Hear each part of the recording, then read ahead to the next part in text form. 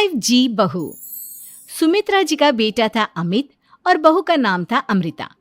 सुमित्रा जी की बहू की बातें सुनकर ऐसा लगता था कि जैसे वो बहुत इंटेलिजेंट है, क्योंकि उससे कभी भी कोई भी सवाल पूछो फट से जवाब दे देती थी। अरे भाई, उसके जवाब से तो गूगल भी पीछे रह जाता था। और इसलिए कम से कम सुमित्रा जी के घर में तो किसी को भी गूगल की जरूरत ही नहीं पड़ती थी।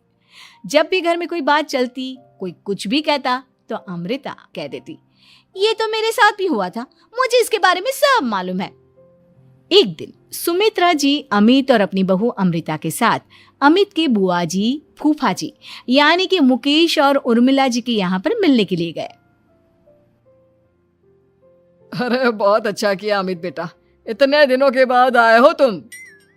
हाँ सुमित्रा भाभी, कभी तो आ जाया करिए अपने बच्चों को लेकर। आपकी बहू के आने से तो हमारे घर में भी रौनक आ गई है। वो क्या है ना, अमित ऑफिस के काम में बहुत बिजी रहता है, इसलिए उसे तो वक्त ही नहीं मिल पाता। अच्छा, लगता है नौकरी काफी मुश्किल है अमित की। अरे नहीं नहीं फूफा जी, ऐसी कोई बात नहीं है। आप तो जानते हैं ना प्राइवेट जॉब में कितना काम होता है। अरे कोई समझे ना समझे, मुझे तो पता है प्राइवेट नौकरी में इतना काम करना पड़ता है कि आफत आ जाती है। लेकिन बेटा, तुमने तो कभी जॉब की ही नहीं, तुम्हें कैसे पता? अरे जॉब नहीं की तो क्या हुआ मम्मी जी, सब जानती हूँ मैं। सबसे पहले ऑफिस में जाओ, वहां पर अपनी एंट्री डालो, उसके बाद दिन भर सिस्टम पर बैठकर काम करो। चारों तरफ कैमरे लगे होते हैं, आप अपनी नजर इधर की उधर नहीं कर सकते। उसके बाद दिन भर बॉस की चिक चिक सुनो, वो अलग से। यही सब होता है, मुझे ना सब पता है। अरे बहू रानी तो काफी इंटेलिजेंट है, हर बात की खबर है इसको। थोड़ी देर बाद, अब देखिए सुमित्रा भाभी, इतने दिनों के बाद आई हैं आप, खाना खाकर ही जाना, ऐसे तो मैं आपको जाने नहीं दूंगी। वैसे बुआ जी, खाने में क्या बनाया है? वो क्या है ना बेटा, आज तुम्हारी बुआ जी की तबीयत थोड़ी ठीक नहीं थी, इसलिए हमने सोचा कि जब तुम लोग यहाँ आ जाओगे तो बाहर से खाएंगे और साथ में बैठकर खाएंगे। लेकिन बस प्रॉब्लम इतनी सी है कि मुझे बाहर से खाना ऑर्डर करना नहीं आता। सोचा जब अमित आएगा तो उसी को बोल दूंगी। अरे मुझे आता है ना, मैं कर देती हूँ ऑर्डर। बताइए क्या क्या मंगाना है आपको? इटालियन, कॉन्टिनेंटल, इंडियन, पंजाबी, सब पता है मुझे। क्या बात है बहू, क्या घर में भी खाना रोज बाहर से ऑर्डर करती हो? अरे नहीं नहीं नहीं बुआ जी, ऐसी कोई बात नहीं है, बस मुझे ना सब पता है। कोई बात नहीं अमृता, मैं अपने फोन से ऑर्डर कर देता हूँ। अरे क्या बात है, आजकल ऑनलाइन डिलीवरी पर कोई ऑफर नहीं चल, वरना काफी पैसे बच जाते हैं। कैसी बात करते हैं अमित, मैं कह रही हूँ ना मुझे सब पता है। मुझे एक बहुत अच्छा ऑनलाइन डिलीवरी वाला मालूम है, जहाँ पर 50% ऑफ मिल जाएगा। और आज तो वैसे भी फ्राइडे है ना, फ्राइडे को तो उस पर 50-70% ऑफर मिलता ही मिलता है। अरे क्या बात है, इसके बारे में तो मुझे पता ही नहीं था। अरे बेटा, जिस चीज के बारे में किसी को पता नहीं होता, हमारी बहू को पता होता है। एक काम कर, तू उसी को ऑर्डर करने दे। क्या बात है अमृता बेटा, तुम तो बहुत इंटेलिजेंट हो, सब कुछ जानती हो। कुछ दिनों के बाद सुमित्रा जी की कुछ सहेलियां उनसे मिलने के लिए आती हैं। अरे सुमित्रा बहन कैसी हो, बहू कैसी है तुम्हारी? अरे पूछिए मत, बहुत इंटेलिजेंट है मेरी बहू, सब कुछ जानती है। क्या बात है, बहू के आने के बाद तो औरतें दुखी हो जाती है, लेकिन तुम तो बहुत खुश लग रही हो। वो क्या है ना, मेरी बहू है ही इतनी अच्छी। अरे तो बुलाओ ना, हमारे साथ बैठेगी, बातें करेंगी तो हमें भी अच्छा लगेगा। सुमित्रा जी अमृता को बाहर बुलाती हैं और उसके बाद सब लोग बातें करने लगते हैं। क्या बताऊं, कुछ दिन हो रहा है कि चला भी नहीं जाता। अब बुढ़ापे में तो ये सब चलता ही रहता है, क्या कर सकते हैं। आंटी जी, आप योगा करिए, योगा और साथ में ना काले तिल खाया करिए, आपके घुटनों का दर्द भाग जाएगा। लेकिन तुमको ये सब कैसे पता बेटा? अरे मेरे भी घुटनों में दर्द होने लगा था, मैंने योगा किया और काले तिल के साथ गुड़ मिलाकर उनके लड्डू बनाकर खाए, एकदम ठीक हो गए हैं मेरे पैर। अमृता, ये तुम क्या कह रही हो? इतनी कम उम्र में तुम्हारे पैरों में दर्द कैसे हो सकता है? अरे मम्मी जी, सच कह रही हूँ, एक बार अगर कोई ये नुस्खा अपना लेना बस मजा आ जाए। ठीक है बेटा, अगर तुम कहती हो तो मैं ये करके देखती हूँ। मुझे सब पता है आंटी जी, ये मेरे साथ हो चुका है, इसीलिए तो बता रही हूँ मैं आपको, ऐसे नहीं बताती किसी को। कुछ दिनों के बाद अमित अमृता को अपने दोस्तों के साथ घूमने के लिए ले जाता है। क्या यार, क्या जिंदगी हो गई है। सारा दिन ऑफिस का काम करते पर तो ध्यान ही नहीं दे सकते। अरे क्यों नहीं दे सकते अपनी हेल्थ पर ध्यान? सब दे सकते हैं, इंसान चाहे तो कुछ भी कर सकता है। क्या बात है भाभी, आप इतनी श्योरिटी के साथ कैसे कह सकती हैं? अरे आजकल ना एक से एक एप्लीकेशन है मार्केट में, और जानते हैं उसमें कुछ एक्सरसाइज तो ऐसी बताते हैं जिन्हें आप अपने ऑफिस में बैठे बैठे, मेरा मतलब लैपटॉप पर काम करते करते भी कर सकते हैं। अमृता, ऐसी एक्सरसाइज के बारे में तो मुझे भी नहीं पता था, तुम्हें कैसे मालूम? अरे मुझे सब पता है, हर चीज की खबर रखती हूँ मैं, जानते हैं ना आप। लेकिन ऐसी कौन सी एप्लीकेशन है और ऐसी कौन सी एक्सरसाइज है भाभी? एक मिनट, मैं आपको अपने मोबाइल में दिखाती हूँ। अरे वाकई में भाभी तो सही कह रही हैं। देखो यार, इसमें कितनी अच्छी एक्सरसाइज दिखाई गई है। अपनी चेयर पर बैठे बैठे एक्सरसाइज भी कर लो, काम भी और हेल्थ भी। वाह भाभी वाह, मजा आ गया। लेकिन अमृता, तुम्हें इस बारे में कैसे पता? अब मेरे साथ जो चीज हो चुकी है उसके बारे में तो मुझे पता होगा ही ना अमित। मतलब तुम कब ऑफिस में काम करने गई जो तुमने ऑफिस करते करते एक्सरसाइज की?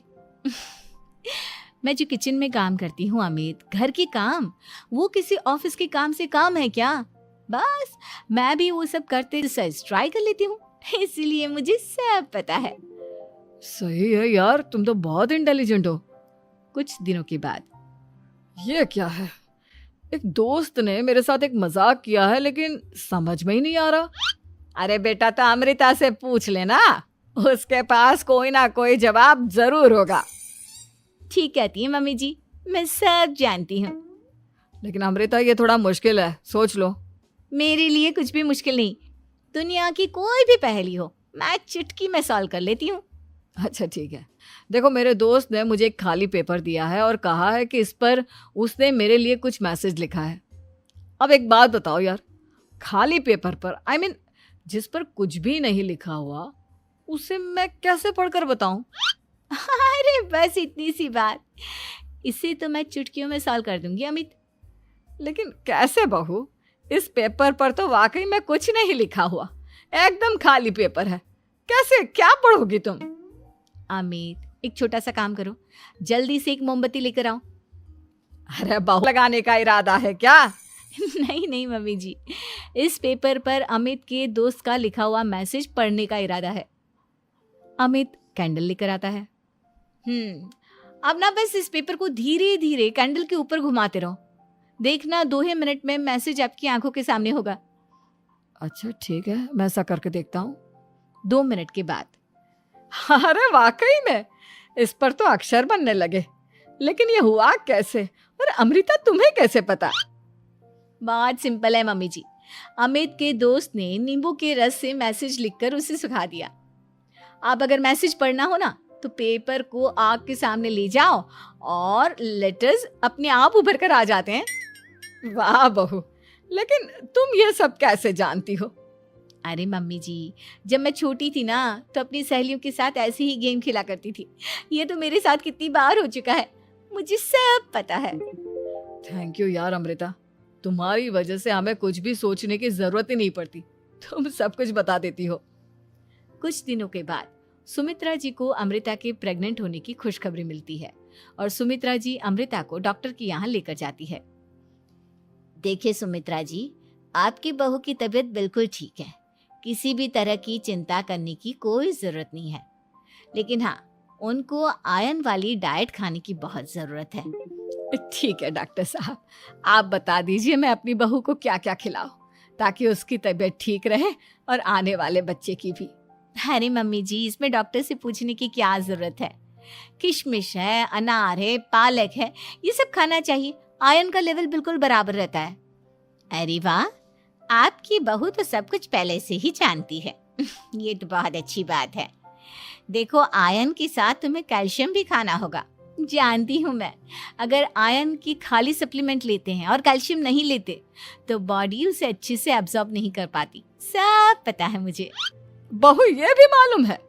हाँ मम्मी जी, आप तो जानती है ना, मुझे सब पता है। आपकी बहू की बातें सुनकर अच्छा लग रहा है। मुझे ऐसी बहुत कम लड़कियां मिलती हैं जिन्हें इतनी नॉलेज होती है, सारे सवालों के जवाब देती है। और हमारे इंडिया में तो वैसे भी हालात बहुत खराब है। बिल्कुल ठीक कह रहे हैं आप डॉक्टर साहब, लेकिन मैं उन लड़कियों की तरह नहीं हूँ। बहुत ख्याल रखती हूँ मैं हर चीज़ का। और जानती हैं आप, हमारे घर में तो किसी को किसी चीज़ के बारे में गूगल करने की ज़रूरत ही नहीं पड़ती। बिल्कुल ठीक कह रही है अमृता। अरे कुछ भी पूछ लो, इसे सब पता होता है। अरे वाह, तुम तो बड़ी कमाल की लड़की हो। चलो ये तो बहुत अच्छी बात है, लेकिन फिर भी डॉक्टर की सलाह पर पूरा ध्यान देना चाहिए। वैसे क्या चाहिए तुम्हें, बेटा या बेटी? अरे डॉक्टर साहब, कुछ भी हो जाए, बस बच्चा अच्छे से हो जाना चाहिए। मुझे तो दोनों में से किसी से कोई भी परेशानी नहीं। और सुमित्रा जी आप? डॉक्टर मैडम, मुझे तो लड़के और लड़की में कभी भेद करने की आदत ही नहीं है। पोता आए या पोती, मेरे लिए तो दोनों एक बराबर है। सुनकर अच्छा लगा। वैसे आप जानती हैं, हमारे यहाँ पर तो लोगों को बड़ी बेचैनी रहती है ये जानने की कि पेट में लड़का है या लड़की, लेकिन विदेशों में ऐसा नहीं होता। हाँ, वहाँ पर तो सब कुछ पहले से ही बता देते हैं ना। ये भी कोई बात हुई भला? लेकिन तुम्हें कैसे पता कि वहां पर सब कुछ पहले ही बता देते हैं? अच्छा हाँ, तुम तो सब कुछ पहले से ही जानती हो ना। तुम्हारे साथ तो सब कुछ पहले से ही हो चुका होता है। नहीं मम्मी जी, ये तो मेरे साथ पहली बार हो रहा है, इसलिए मैं ये डायलॉग नहीं बोल सकती। अमृता की बात सुनकर सुमित्रा और डॉक्टर दोनों हंसने लगते हैं। लॉकडाउन से पहले गीता के घर का नजारा कुछ ऐसा था कि रोहन ऑफिस जाता था और शिविन स्कूल। जिनके घर से जाने के बाद गीता काम खत्म करके बाकी समय आराम करती थी। लेकिन लॉकडाउन के बाद ऑफिस और स्कूल घर में ही खुल गए और इससे गीता का हाल वो तो आपको देखने में ही मजा आएगा।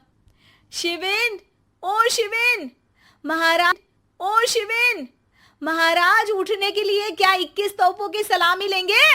अरे बिस्तर से बाहर निकल, ऑनलाइन क्लास स्टार्ट होने वाली है। अरे तुम भी हद करती हो, स्पीकर की तरह चिल्लाने की क्या जरूरत है? दिख नहीं रहा मेरी कॉन्फ्रेंस चल रही है। अब कैमरा और स्पीकर ऑन कर रहा हूं, मुझे कोई शोर नहीं चाहिए। इस पर जैसे ही रोहन लैपटॉप का कैमरा और स्पीकर ऑन करता है, तभी कुकर की सीटी बजती है। करा लो अब इसे चुप। लॉकडाउन नहीं हुआ, मेरी मौत का फरमान जारी हो गया। दोनों बाप बेटे ने नाक में दम किया हुआ है। ऐसा बोलकर गीता वहां से शिविन के कमरे में पहुंच जाती है, जहां शिविन अभी भी सो रहा होता है। ओ आलसी, अब अगर 5 मिनट में नहीं उठाना तो आज तेरा गेम और यूट्यूब कैंसिल। माँ की बात सुनकर शिविन बिना 1 मिनट गंवाए उठ खड़ा होता है। उठ गया, अभी नहाकर भी आता हूँ। ये नाटक कहीं और, मुंह पर गीला कपड़ा मार और पढ़ने बैठ। शिविन की ऑनलाइन क्लास स्टार्ट हो जाती है, जिस पर गीता उसे वहां बिठाकर रसोई में चली जाती है। थोड़ी देर में उसे कमरे से कुछ आवाज सुनाई देती है, जिसे सुनकर वो कमरे में वापस आती है। हाय राम, तुझे क्लास अटेंड करने के लिए बोला था, कैमरा ऑफ करके बिस्तर पर नाचने के लिए नहीं बोला था। मम्मी मुझे कुछ समझ नहीं आ रहा, आप बाद में पढ़ा देना ना, वैसे भी अटेंडेंस तो लगी गई है। हाँ बेटा, जरूर बन जा, तू अभी से हम सबका बाप बन जा। अरे नहीं मतलब कहाँ से लाते हो इतना दिमाग, और पढ़ाई करते हुए ये चला कहाँ जाता है?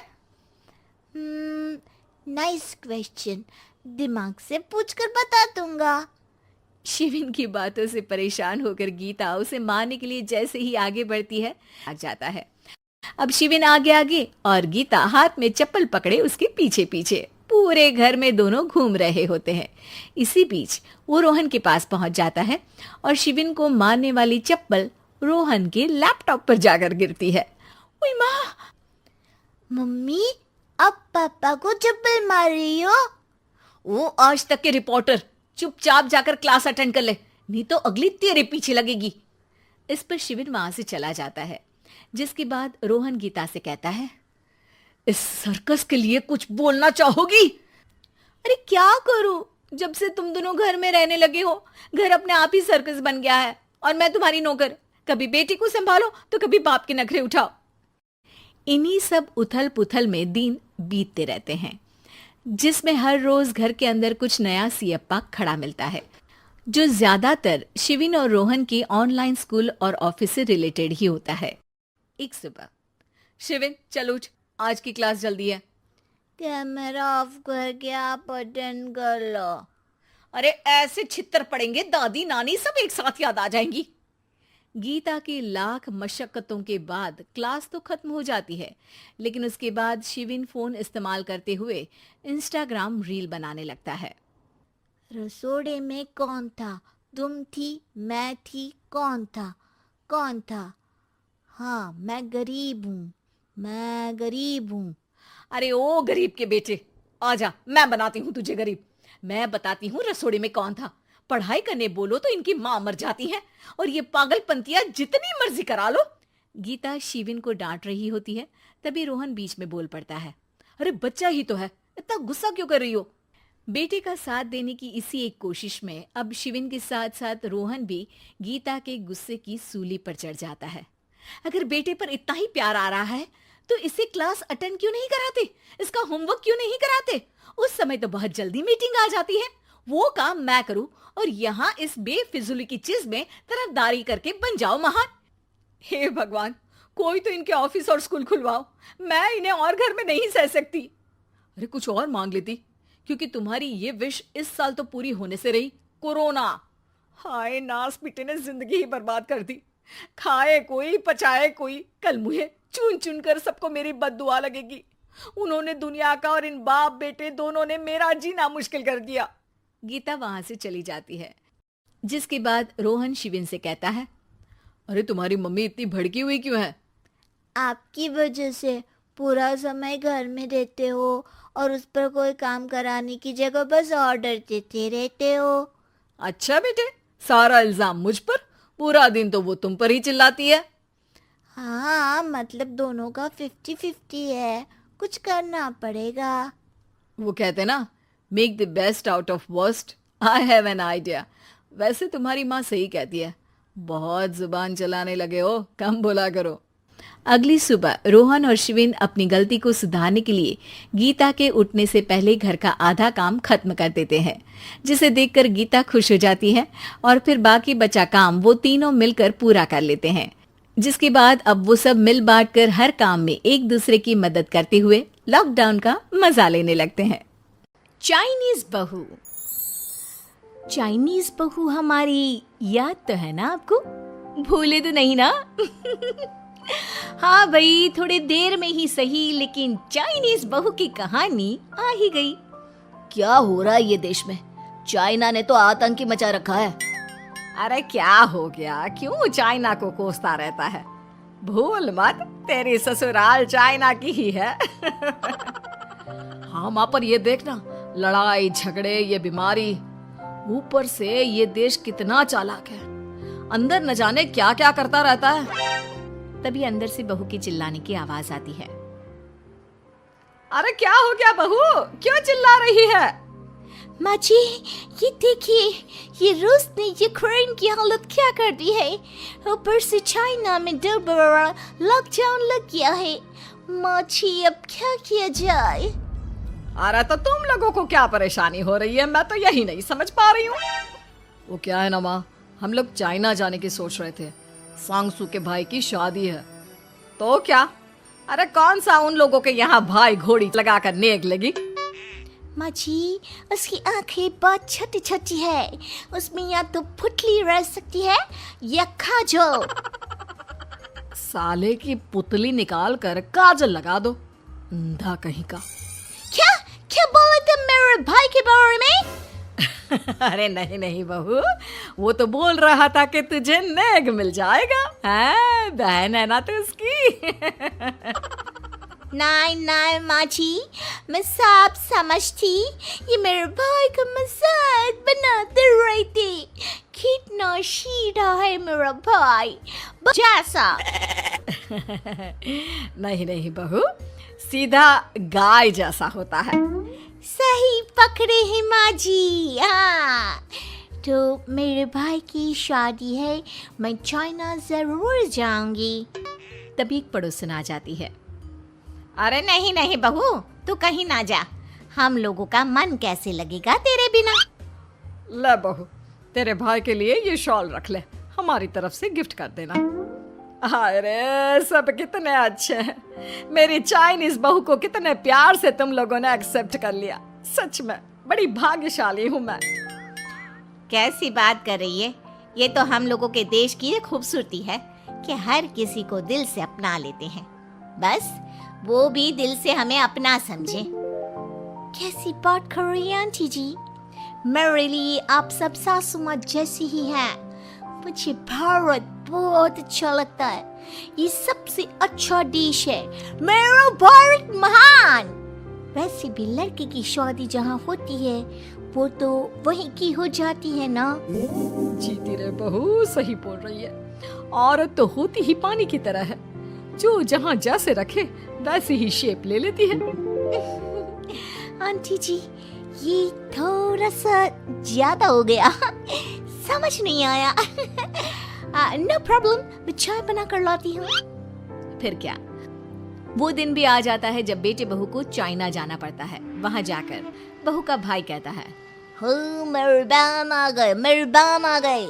मैंने सबको बोला कि सब हिंदी में बात करेंगे, नहीं तो बहन नाराज हो जाएगी। थैंक्स बॉय, हिंदी मेरी भाषा है, आप मुझे उसमें बात करना अच्छा लगता है। आपने जीजा जी से मिलो। ओ बहन, तुम अंदर चलो। सभी बहू को अंदर लेकर चले जाते हैं, लेकिन सांगसू का पति, वो तो बेचारा चाइना के ससुराल के आंगन में अकेला खड़ा रहता है। काफी देर तक जब कोई उसे नहीं पूछता तो वो माँ को घर पर फोन करता है। हाँ बेटा, पहुँच गए ना कुशल मंगल? हाँ माँ, लेकिन सांगसू पता नहीं कहाँ है, वो तो अंदर गई है तब से बाहर आई ही नहीं। अरे कैसी बात कर रहा है, तो तू अंदर चला जा, तू बाहर क्यों है? अरे दामाद है तू वहाँ का, उन लोगों ने तुझे बिठाया, चाय पानी कुछ नहीं पूछा? नहीं ना माँ। तभी सामने से सांगसू आती है। क्यों आप अभी तक तैयार नहीं हुए? और ये बैग लेकर क्यों कमरे से बाहर आए? इसे वहीं रख देते। कमरा? कौन सा कमरा? अरे कैसी बात कर रही हो, जब से तुम अंदर गई हो मैं बाहर ही तो खड़ा हूँ। बहू को बहुत हैरानी होती है और गुस्सा भी आता है। तभी उसका भाई और माँ आ जाते हैं। और सांगसू, अंदर खाना लग गया है। पहले ये बताओ कि मेरे पति को किसी ने खाना या पानी क्यों नहीं पूछा? वो भारत से ससुराल पहली बार आया है, वो भी मेरे कहने पर। उनकी इज्जत क्यों नहीं की? देख बेटी, तूने जबरदस्ती जिद में शादी की थी तो हम लोगों ने कर दी, लेकिन अब तुम ये सोचो, पूरी चाइना में मैं दामाद बताऊं? So sorry. हाँ सांगसू, और तुम भी चुप रहना, नहीं तो वो लोग मेरी शादी तोड़ देंगे। ओह, ऐसी बात है, कोई बात नहीं, मैं बाहर होटल में रह लेता हूँ, तुम वही करो जो ये लोग चाहते हैं। कैसी बात कर रहे हो? शादी के बाद पति जैसा भी हो, जो भी हो, पति होता है। वैसे भी तुम्हारे पूरे परिवार ने, सबने बिना सोचे मेरा साथ दिया, मुझे एक्सेप्ट किया, प्यार किया। मैं अपने देश में आपको अकेला कैसे छोड़ सकती हूँ? ये हिंदी फिल्म का ड्रामा बंद करो, मैं अब ये बर्दाश्त नहीं करूँगी। चुपचाप अंदर चलो, नहीं तो ये शादी वादी यहीं खत्म करके इसे अकेले ही इंडिया जाना पड़ेगा। कैसी बात कर रही हो माँ, ये मेरे पति हैं। है नहीं था, हम लोगों ने यहाँ वकील को बुला लिया है, जिसके बाद अब तेरा तलाक करा के हम यहाँ के चाइनीज लड़के से तेरी शादी करा देंगे। अरे कैसी बात कर रहे हो, हम तो यहाँ तुम्हारी शादी के लिए आए थे। नहीं नहीं, मैं सांगसू के बिना नहीं रह सकता हूँ। हाई वोल्टेज ड्रामा होने के बाद से ही सारा माहौल खराब हो जाता है कि तभी एक लड़की आती है। मैंने सारा इंतजाम कर दिया है, सांगसू की शादी का मंडप परसों लग जाएगा, तब तक इसके पति को कमरे में बंद कर देते हैं। सभी सांगसू के पति का हाथ बांधकर उसे कमरे में बंद कर देते हैं। ये क्या कानूनी है? हम लोग मेरे पति के साथ ऐसा नहीं कर सकते हैं। मैं किसी से शादी नहीं करूंगी, ये साफ बात है। पहले मैं अपनी शादी करूं, फिर तेरी भी शादी करवा दूंगा। सब कुछ तय हो जाता है, भाई की शादी हो जाती है। फिर वो दिन भी आ जाता है जब सांगसू की शादी वो लोग जबरदस्ती करने के लिए उसे मंडप पर ले जाते हैं। ऐसा मत करो, ये मेरी बीवी है। मैं किसी से शादी नहीं करूंगी। कैसे नहीं करेगी शादी? शादी तो तेरा बाप भी करेगा। हो मैं करूंगा शादी। प्लीज कोई मेरी शादी किसी अच्छा औरत से करवा दे। चुप, बिल्कुल चुप। फिर माँ सांगसू और उसके पति से कहती है, तुम लोगों का बच्चा मेरी कैद में है। अगर तुम लोगों ने कोई भी होशियारी की तो मैं इस बच्चे को मार दूंगी। दोनों माँ का रूप देखकर हैरान हो जाते हैं। बच्चे की खातिर दोनों शांत हो जाते हैं और शादी की रस्में शुरू हो जाती है कि तभी सांगसू की सास पुलिस के साथ आ जाती है। माँ, ससुर माँ आ गई, मेरी माँ आ गई। माँ प्लीज हम लोगों को बचाकर वापस ले चलो। पुलिस सभी को गिरफ्तार कर लेती है। बेटी के बच्चे को मारने की धमकी तो कोई चुड़ैल ही दे सकती है। अरे तो ये चुड़ैल ही तो है। ये सही बोल रहे हैं, ये औरत किसी चुड़ैल से कम नहीं है। तभी उन लोगों का बच्चा भी आकर सांगसू के गले लग जाता है। माँ, तू सही समय पर आ गई, लेकिन तुझे कैसे पता चला कि यहाँ ये सब हो रहा है? बेटा, ये चाइनीज लोग ना होते ही धोखेबाज हैं। इन लोगों पर मुझे भरोसा नहीं था, इसलिए मैंने तेरे फोन को हमेशा के लिए मेरे फोन से अटैच कर दिया था, जिससे तेरे आसपास होने वाली सारी बात मैं सुनती रहूं। उस दिन भी मेरी तेरी बात हो रही थी तो तेरा फोन ऑन था, मैं सब समझ गई थी। मुझे माफ कर दो। नहीं, बिल्कुल नहीं। चलिए माँ जी, इंडिया वापस चलते हैं। आज के बाद मैं यहाँ कभी नहीं आऊंगी।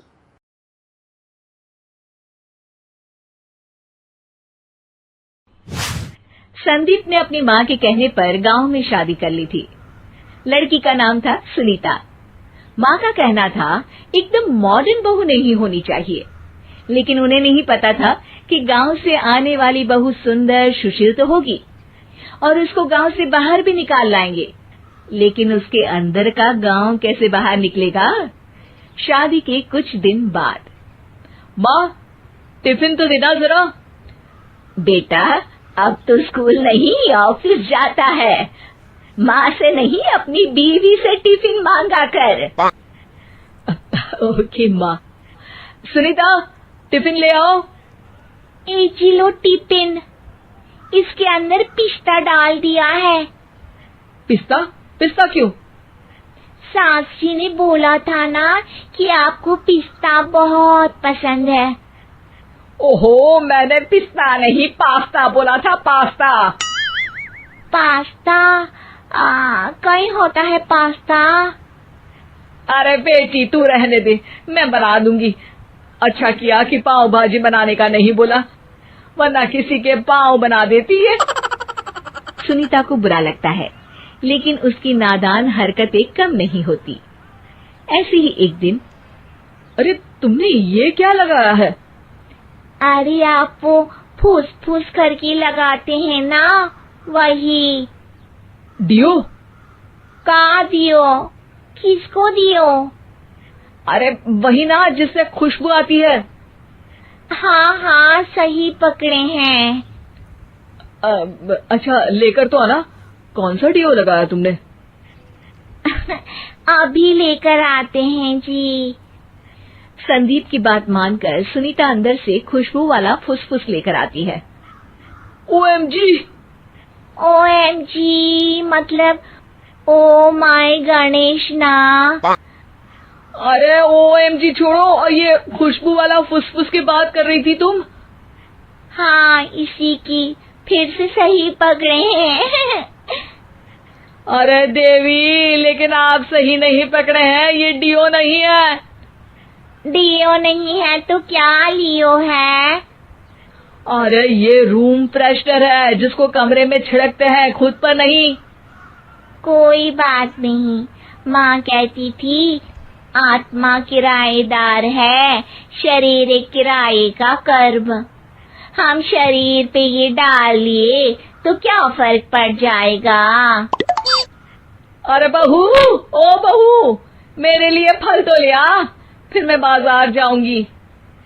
सुनीता अपनी सास के लिए फल लेकर आती है।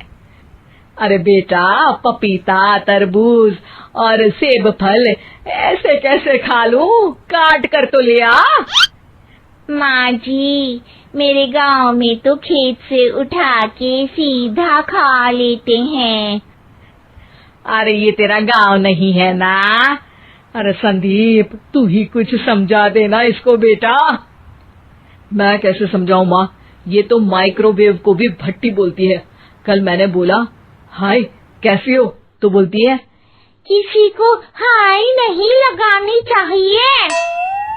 अरे सुनीता, तेरा क्या होगा? अभी तो कैसे बताऊं माँ जी, अभी हम कुछ करेंगे फिर पता चलेगा क्या होगा, लड़का या लड़की। हे भगवान, कहाँ से आ गई है? रामपुर से जी, आप ही तो लेकर आए थे मुझे। अरे मुझे माफ कर दो। पहले कोई गलती तो करिए जी, आपकी तो सारी गलती माफ कर देंगे हम। हाँ। अरे बहू, मेरी बात सुन। फल यानी कि फ्रूट जब भी लाए ना तो काट कर लाना, ठीक है? जी ठीक है माँ जी, फल यानी फ्रूट यानी काट के लाऊंगी। सुनीता रोज ही कोई ऐसी हरकत कर देती जिसकी वजह से उसे घर में दो बातें सुननी पड़ती। एक दिन, माँ, मेरे बॉस घर पर आने वाले हैं शाम को। उनका बर्थडे है, फैमिली साथ नहीं रहती उनके, तो यही पार्टी कर लेंगे। उनको अच्छा लगा तो शायद मेरा प्रमोशन भी हो जाएगा। मैं ना फ्रूट केक लाकर फ्रिज में रख दूंगी और तेरे साथ आज खाना मैं बनाऊंगी, ताकि जब साहब आए तो खाने में कोई गड़बड़ ना हो। शाम को जब सारी तैयारियां हो जाती है, संदीप के साथ बड़े साहब भी घर आते हैं। फ्रूट केक तो ले आना बहू, फिर खाना खाएंगे। और इस सब की क्या जरूरत थी? आपने बुलाया वही काफी है। सर, आपका परिवार शहर में नहीं है तो हम ही आपके परिवार जैसे हैं सर। इतने में ही सुनीता फ्रूट केक लेकर आती है और बड़े साहब की टेबल पर रख देती है, और जैसे ही केक के ऊपर का बॉक्स हटाती है, ओह, ये क्या है? केक तो कटा हुआ है। मैं तो ऐसा नहीं लाई थी। आप मुझे शाबाशी दे सकती है माँ जी, मैंने ही केक काट दिया। आपने कहा था ना, फल यानी फ्रूट यानी हमेशा काट के लाना, तो फ्रूट केक भी तो फ्रूट ही है ना, तो मैंने पहले ही काट लिया। हूँ ना मैं समझदार। अरे बहू, ये क्या किया? केक हमेशा वही काटता है जिसका जन्मदिन होता है। तुझे एक बात भी समझ नहीं आती, एक नंबर की बेवकूफ है। पूरा माहौल बिगड़ चुका था। संदीप को लगने लगा था कि साहब उसे प्रमोशन तो दूर की बात है, कहीं डिमोशन ना दे दे, लेकिन साहब बीच में ही बोल पड़ते हैं। अरे कोई बात नहीं, ये इनकी बेवकूफी नहीं है, इनका भोलापन है। बेटा, आप कहाँ से हो? रामपुर गांव से। अरे वाह, गांव से? फिर तो आपके गांव में ताजे फल और सब्जियां मिलते होंगे। हाँ, सही पकड़े हैं। हम तो काटते भी नहीं, सीधा खा लेते हैं। मैं ना एक बार तुम्हारे गांव घूमने जरूर चलूंगा। क्यों संदीप, ले चलोगे ना? मुझे गांव घूमना बहुत पसंद है। बस फिर क्या था, संदीप और सास दोनों खुश हो गए, क्योंकि साहब को सुनीता ने गांव की बात करके खुश कर दिया था। अब संदीप का प्रमोशन पक्का था। शिक्षा, कभी भी किसी भी गलती पर घबराना नहीं चाहिए। हो सकता है कि उस गलती की वजह से आगे लड़के वाले आए हैं, लेकिन उनकी बातों से लग रहा है कि वो लंबी लंबी फेंक रहे हैं। हमारे यहाँ 5 कार हैं, 7 बाइक्स हैं, फिर भी हम बस से आए हैं। वो क्या है ना कि हमें दिखावे का बिल्कुल शौक नहीं है। बड़ा नेक ख्याल है बेटा। लेकिन खुद की गाड़ी में बैठना दिखावा थोड़ी ना होता है। अरे हम दिल्ली से आए हैं, वहाँ पोल्यूशन बहुत है ना, तो हम गाड़ी में नहीं निकलते हैं। हाँ, ये उससे भी बड़ा नेक ख्याल है बेटा। लेकिन अगर आपको पोल्यूशन की इतनी चिंता है तो घर में 5 कार और 7 बाइक क्यों रखी है? अरे इतने पैसे हैं, फुर्सत में क्या करेंगे, कुछ ना कुछ खरीद लेते हैं। अभी पिछले ही हफ्ते एक हेलीकॉप्टर खरीदने का सोच रहा था। तो क्यों नहीं खरीदा? अरे उसके पंखे हवा ज्यादा देते हैं, हमारी माँ को ठंड बहुत लगती है ना, अब बुजुर्गों का ध्यान रखना पड़ता है ना। अरे वाह वाह, ये तो बहुत बड़ा ऊंचा और नेक ख्याल है। हम कैसे मान ले कि ये लोग झूठ नहीं बोल रहे हैं? अरे हमारा परिवार झूठ नहीं बोलता। दिल्ली शहर में किसी से भी पूछ लीजिएगा, हमारे बेटे का बड़े लोगों में उठना बैठना है। हाँ। अरे छोटो चुप रह, इतने बड़े लोग हैं, झूठ क्यों बोलेंगे? हमारी फैक्ट्री है, और ऐसी फैक्ट्री कि यहाँ ग्राहक आया, इधर सामान बनाया जल्दी जल्दी, और हम हर काम ना जल्दी करते हैं। हाँ वही तो, तब जल्दी जल्दी अपनी बेटी का हाथ हमारे बेटे के हाथ में दे दीजिए। दिव्या के पिताजी दिव्या के भाई छोटू की एक भी बात न मानते हुए दिव्या की शादी दिल्ली के इस फेंकू परिवार में करवा देते हैं। जब दिव्या ससुराल पहुंचती है तब आपकी कार्स और बाइक्स कहाँ है? मुझे बाहर जाना था किसी काम से। कार और बाइक्स? कौन सी कार और बाइक्स? अरे जब आप मुझे देखने आए थे तो कहा था ना कि आपके यहाँ 5 कार्स हैं और 7 बाइक्स हैं। हाँ हाँ, उस दिन थी, आज नहीं है। है? आज कहाँ गई? अरे जिनकी थी वो ले गए। मतलब वो आपकी नहीं थी? आपने तो कहा था हमारे घर पर है। हाँ घर पर थी, बाबूजी का एक पार्ट टाइम काम है, कार और बाइक धोने का। उस दिन घर पे 5 कार और 7 बाइक्स थी तो बोल दिया था। अरे झूठ थोड़ी ना बोला है, जैसा था वैसा बोल दिया। और वो हेलीकॉप्टर खरीदने वाली बात, वो झूठ थी क्या?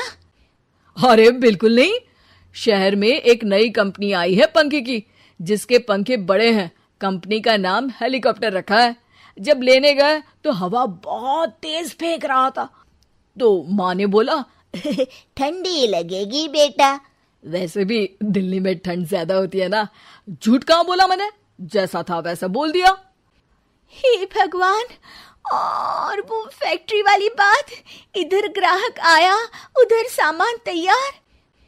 अरे वो भी तो बिल्कुल सही है, मेरा ना पानी पूरी का ठेला है, इधर ग्राहक आता है उधर पानी पूरी बना देता हूँ। अरे झूठ कहाँ बोला, जैसा था वैसा बोल दिया।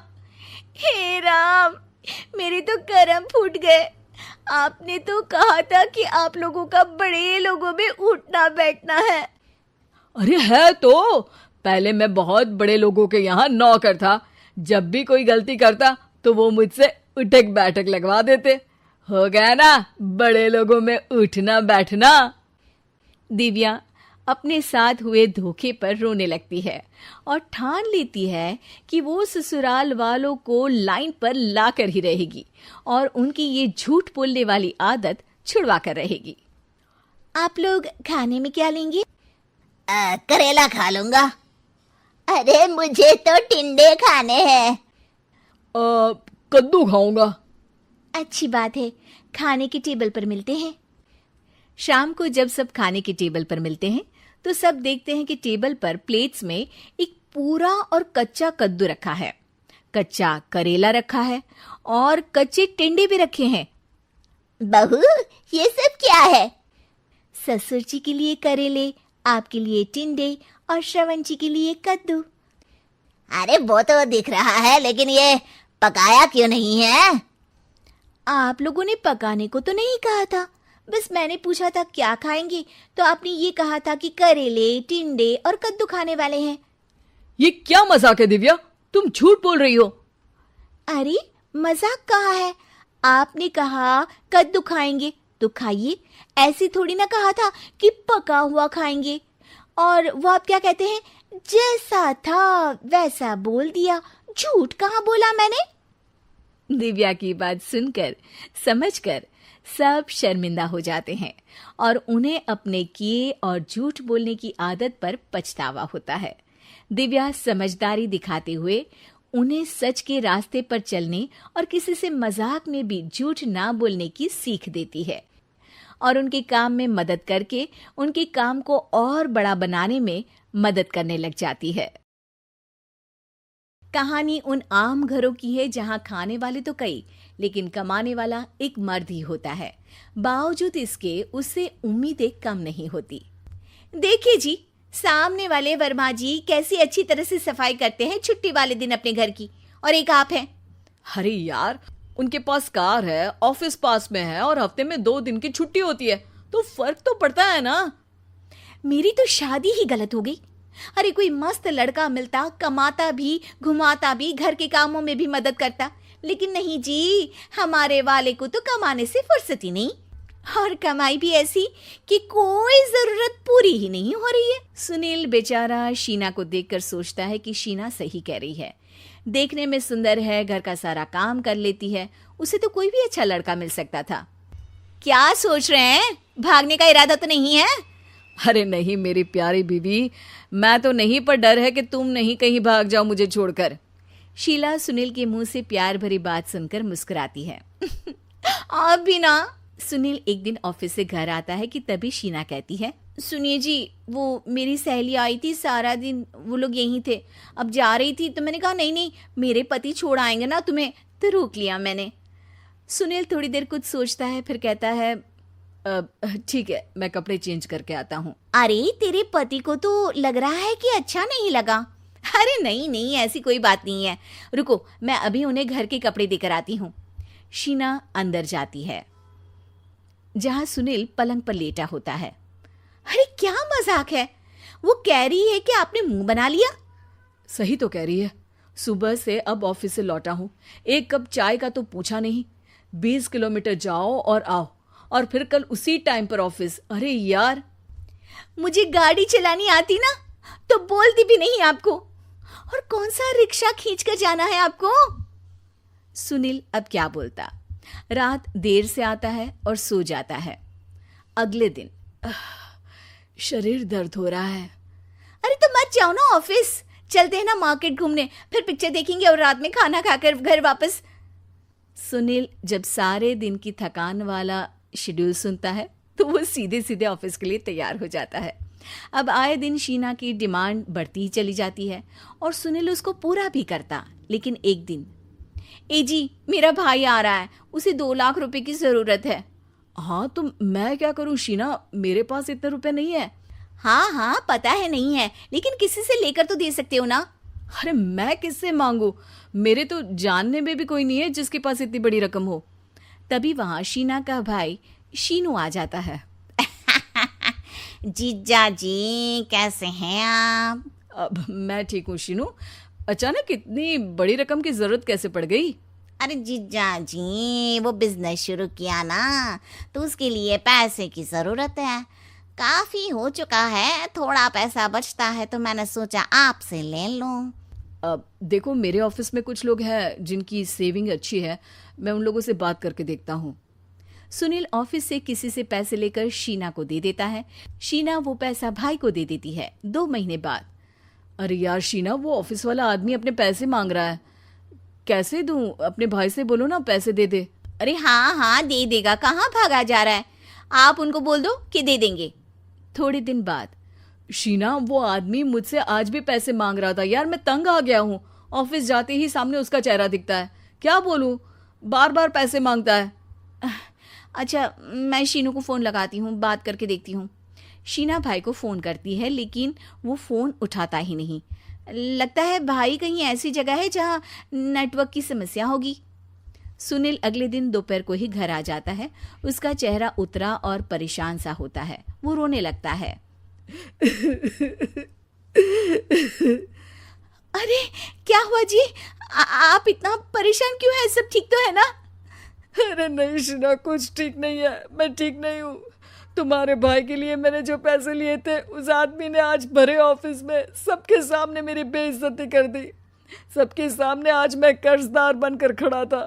मैंने हर वो प्रयास किया घर चलाने के लिए जो मैं कर सकता था, लेकिन अब नहीं होगा।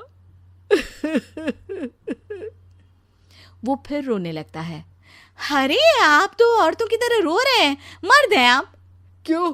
आदमी के सीने में दिल नहीं होता, या फिर वो इंसान नहीं मशीन होता है? अरे मैं थक चुका हूँ शीना, तुम समझती क्यों नहीं? मैं भी शारीरिक और मानसिक रूप से थकता हूँ। मैं भी आराम करना चाहता हूँ, सुकून चाहता हूँ। मैं अब कुछ नहीं कर सकता। कुछ नहीं। वो बैठ जाता है। शीना पति को हैरान परेशान देखकर चुप हो जाती है। अगले दिन, सुनिए, ये लीजिए 2 लाख रुपये, उस आदमी को दे दीजिए और बोल दीजिए कि आज के बाद किसी को पैसे के लिए बेइज्जत ना करे। सुनील पैसे देखकर राहत की सांस लेता है। अरे शीना, तुमने तो मेरा बहुत बड़ा काम कर दिया।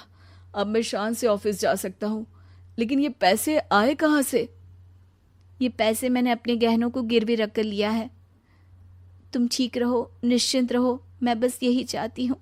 मुझे माफ़ करना, पर अब मैं समझ चुकी हूँ कि मर्द को मुझसे इतनी ही प्रॉब्लम है तो शादी क्यों की? मुझे आपसे नहीं, बस उस फोटो से प्रॉब्लम है जो आपने सोशल मीडिया पर अपलोड किए। अरे इतनी सी बात और इतना ज्यादा ओवर रिएक्ट? ये इतनी सी नहीं, मेरी करियर की बात है। मैं मॉडल हूँ और मेरी इंडस्ट्री में कोई भी एक शादीशुदा मॉडल के साथ काम करना नहीं चाहता। इसीलिए अभी के अभी उन फोटो को डिलीट करो। नैना के गुस्से में ऐसा बोलने पर रोहित सोशल मीडिया से अपनी और नैना की सारी फोटो डिलीट कर देता है। नैना एक मॉडल है जिसकी शादी रोहित से होती है, पर उसे हमेशा हर चीज से पहले सिर्फ मॉडलिंग ही दिखाई देती है। इसीलिए वो इसके आगे अपनी शादी को भी कोई इम्पोर्टेंस नहीं देती। एक रात नैना तैयार होकर कमरे से बाहर निकलती है। अरे इतनी रात को ऐसे तैयार होकर कहाँ जा रही हो?